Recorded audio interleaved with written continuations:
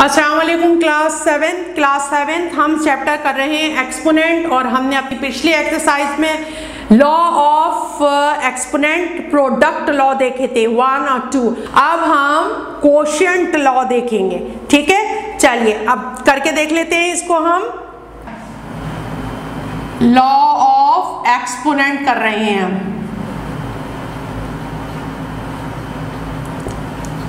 Suppose आपके पास है 3 और इसकी पावर है 2 और डिवाइड हो रहा है ये आपके पास क्वेश्चन है 3 to the power 6 divided by 3 to the power 2। अब देखिए अगर आप नॉर्मली इसे देखेंगे तो क्या होगा, 3 मल्टीप्लाई 3 मल्टीप्लाई 3 मल्टीप्लाई 3 1 2 3 4 5 और ये 6। ठीक है, अच्छा डिवाइडेड बाय का साइन है, आप सबको पता है कि डिवाइडेड बाय का मतलब ये होता है ना, यानी ये इसमें डिवाइजर है और ये डिविडेंड है ना।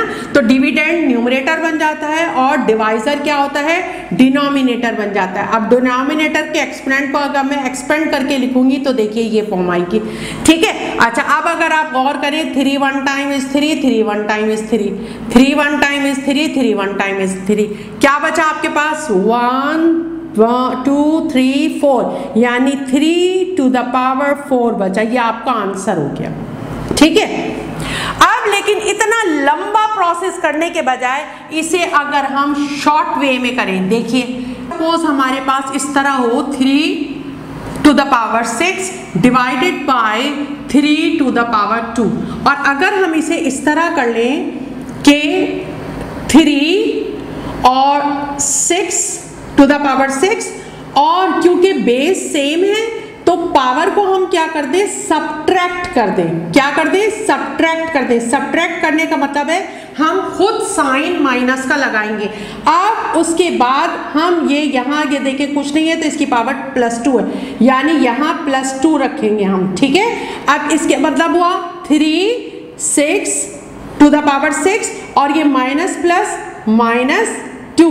तो अब इसे जब हम करेंगे क्या आएगा, 3 टू द पावर 4। देखिए वही आ गया जो ये यहाँ आया था, यानी इसका मतलब हुआ।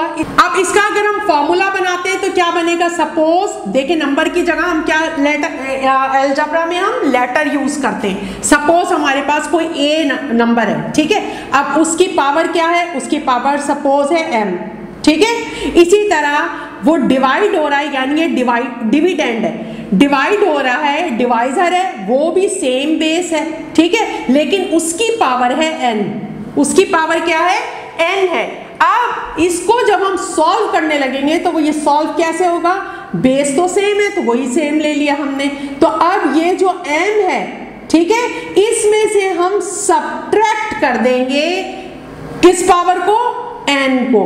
अब n प्लस हो या माइनस हो जो भी हो तो हम उसे सब्ट्रैक्ट कर देंगे। सब्ट्रैक्ट करने का मतलब यहां मैंने आपको समझाया है, यानी माइनस का साइन आप लगाएंगे। अब अगर ये पावर प्लस में है तो प्लस में लिखेंगे, अगर ये पावर माइनस में यानी डिवाइजर की पावर माइनस में है तो माइनस में लिखेंगे, और फिर उसके बाद उसका पूरा प्रोसेस करेंगे। ठीक है, तो यानी आपका कोशिएंट का फॉर्मूला 1 ये बन गया। ठीक है, यानी क्या बना, अगर बेस सेम होगा और पावर डिफरेंट है, डिविडेंड और डिवाइजर की पावर डिफरेंट है, तो बेस तो वही रहेगा लेकिन डिविडेंड की पावर में से सब्ट्रैक्ट हो जाएगा। सब्ट्रैक्ट होना आपको पता है कि माइनस का साइन, यानी साइन खुद चेंज करते हैं, यानी ये आपने माइनस का साइन खुद लगाना है। अब उसके बाद जो n पावर है उसे आपने ब्रैकेट में लिखना है। ये तो यहाँ तो आप ब्रैकेट में नहीं लिखा जाएगा, यहाँ तो मैं फॉर्मूले के तौर पे ऐसे ही लिख के आपको दिखा दूंगी, लेकिन असल प्रोसेस क्या होगा वो ये मैंने दिखाया आपको, है ना। तो यानी ये आपका कोशिएंट फॉर्मूला 1 बना। कौन सा बना ये, कोशिएंट फॉर्मूला 1। ये है कोशिएंट लॉ। क्या है ये, कोशिएंट लॉ। अब दूसरा भी हम देख लेते हैं। सपोज आपके पास है 5 स्क्वायर डिवाइडेड बाय 3 स्क्वायर। अब देखिए क्या है, बेस डिफरेंट है डिविडेंड और डिवाइजर दोनों की पावर सेम है। अब अगर इसे हम नॉर्मली करेंगे तो कैसे करेंगे, 5 मल्टीप्लाई 5 ये तो आपका डिविडेंड है, और जब इसे आप फ्रैक्शन में लिखेंगे तो ये डिवाइजर नीचे चला जाता है, पता है ना आपको कि 3 मल्टीप्लाई 3 होगा। यानी अब ये डिवाइड तो नहीं हो सकता क्योंकि 3 के टेबल में 5 नहीं आता, 5 के टेबल में 3 नहीं आता। यानी इसका मतलब ये हुआ कि अगर हम इसे इस तरह करें 5/3, देखिए इसकी भी पावर 2 है, इसकी भी पावर 2 है, तो ये देखिए ये आ जाएगा। ठीक है, ये आपका हुआ आंसर, सही है। अच्छा, आप इसे फॉर्मूले के तहत देखते हैं हम।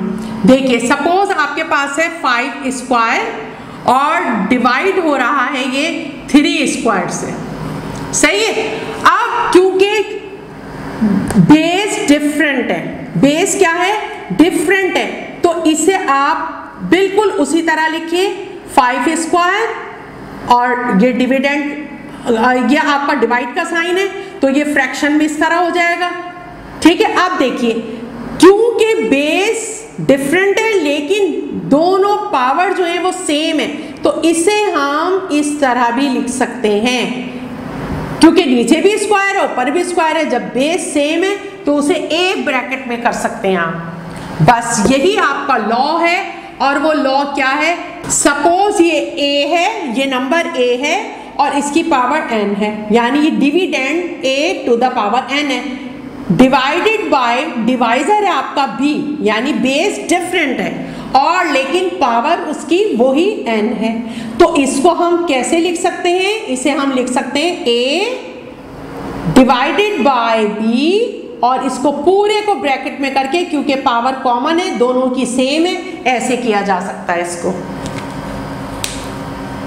सही है। तो ये आपका हो गया सेकंड लॉ, कोशेंट का सेकंड लॉ। अब आपने याद रखना है, सिंपल, बिल्कुल सिंपल, आप इसे यूं कह सकते हैं कि डिवाइजर जो होता है, डिवाइजर की पावर जब न्यूमरेटर पे जाती है तो वो माइनस हो जाती है। तो ये आपका हो गया सेकंड लॉ, यानी फर्स्ट लॉ ये था और सेकंड लॉ आपका ये है। आप इसमें ध्यान रखना आपने, डिविडेंड और डिवाइजर अगर बेस सेम है और पावर डिफरेंट है तो डिविडेंड की पावर में से, डिविडेंड की पावर में से यानी डिविडेंड के एक्सपोनेंट में से सबट्रैक्ट कर देंगे डिवाइजर के एक्सपोनेंट को। इसी तरह सेकंड लॉ ये है कि अगर बेस डिफरेंट हैं लेकिन पावर सेम है, बेस डिफरेंट है लेकिन पावर सेम है, तो फिर आप उसे फ्रैक्शन में लिख देंगे, क्योंकि ये तो आपस में मिलके नहीं लिखा जा सकता, तो ये डिवाइड का साइन फ्रैक्शन में चला जाएगा, a/b, यानी आप फर्स्ट वैल्यू और सेकंड वैल्यू इस तरह फ्रैक्शन में लिख देंगे आप, और कॉमन वो आ जाएगा, उसके पास पूरा बड़ा ब्रैकेट लग के, पूरा बड़ा ब्रैकेट लग के एक्सपोनेंट दोनों का कॉमन एक ही हो जाएगा। ठीक है, तो अब आपकी ये एक्सरसाइज है 4.3, simplify by using quotient law. ये अब आपने पूरी करनी है। अब इसमें वेरीफाई बिल्कुल उसी तरीके से जैसे आपका फर्स्ट अभी मैंने उसमें करके आपको वेरीफाई दिखाया था, इसी तरह बिल्कुल आप इसमें वेरीफाई करेंगे। चलिए एक मैं करके बता देती हूं आपको, वेरीफाई करके बता रही हूं। अब ये देखिए, ये आपकी लेफ्ट हैंड साइड है और ये आपकी राइट हैंड साइड है। ठीक है, अब अगर आप इसे राइट हैंड साइड को देखें तो क्या हो जाएगा, ये 2, क्योंकि बेस डिफरेंट है, 2/9, ठीक है। और अगर आप देखें तो ये वाला लॉ लगेगा इसके ऊपर, क्यों ये वाला लॉ लगेगा, क्योंकि बेस डिफरेंट है, 2/9, और क्योंकि एक्सपोनेंट सेम है तो यहां 3 आ जाएगा, सही है। अब देखिए यहां आपका फॉर्मूला क्या है, अगर आप इस वाले फॉर्मूले को देखें तो क्या है फॉर्मूला आपका, बेस सेम है, पावर क्या है, डिफरेंट है। अब देखिए बेस सेम है, सही है, और पावर क्या है, डिफरेंट है ना।